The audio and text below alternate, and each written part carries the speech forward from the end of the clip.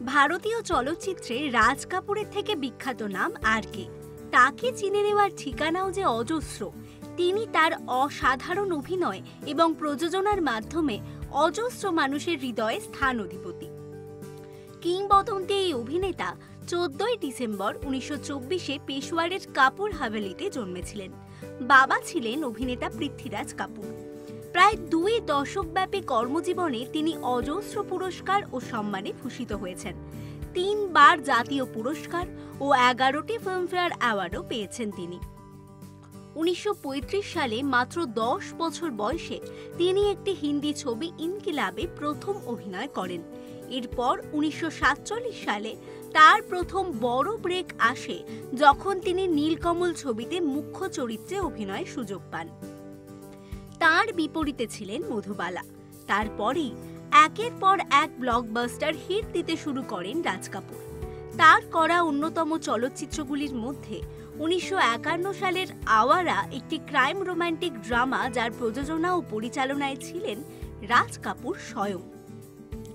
এই ছবিতে রাজ কাপুরের সঙ্গে তার বাবা পৃথ্বীরাজ কাপুরকেও স্ক্রিন শেয়ার করতে দেখা গেছে। এছাড়া নার্গিস, লীলা চিটনিস ও কে.এন. সিংহও ছিলেন। কাপুর পরিবারের একাধিক সদস্য এই ছবির বিশেষ চরিত্রে অভিনয় করেছিলেন। তার ছোট ভাই শশী কাপুর এই ছবিতে রাজ কাপুরের ছোটবেলার চরিত্রে ছিলেন। এছাড়া পৃথ্বীরাজ কাপুরের বাবা দেওয়ান বশেশ্বরনাথ কাপুর এই ছবিতে ছিলেন। 1955 সালে মুক্তি পাওয়া কমেডি ক্রাইম ঘরানার ছবি শ্রী 420। ওই বছরের এটি সবচেয়ে বেশি ব্যবসা করা ছবি। মুকেশের কণ্ঠে মেরা জুতা হে জাপানি গানটি এত বিখ্যাত হয় যে সেই সময় সদ্য স্বাধীনতা প্রাপ্ত ভারতের দেশাত্মবোধক গানে স্থান পায়।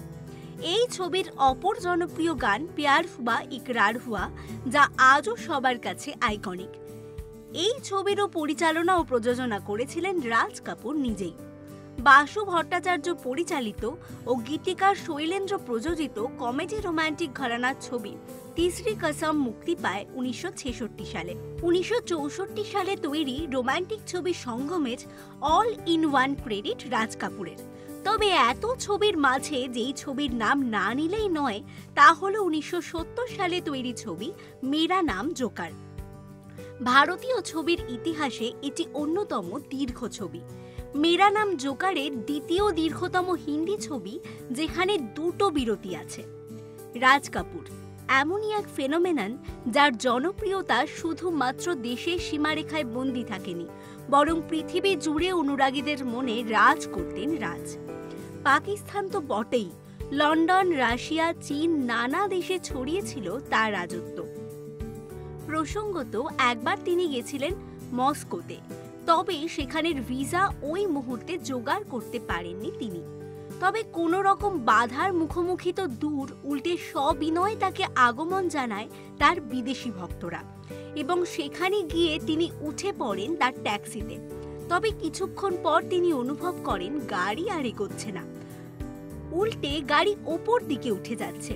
প্রথম খানিক ঘাবড়ে গেলেও পরে বোঝেন যে এটা কোনো অলৌকিক ঘটনা না, বরং তার প্রতি তার অনুরাগীদের ভালোবাসা, যারা কাঁধে করে সেই গাড়ি তুলে নিয়ে যাচ্ছিলেন।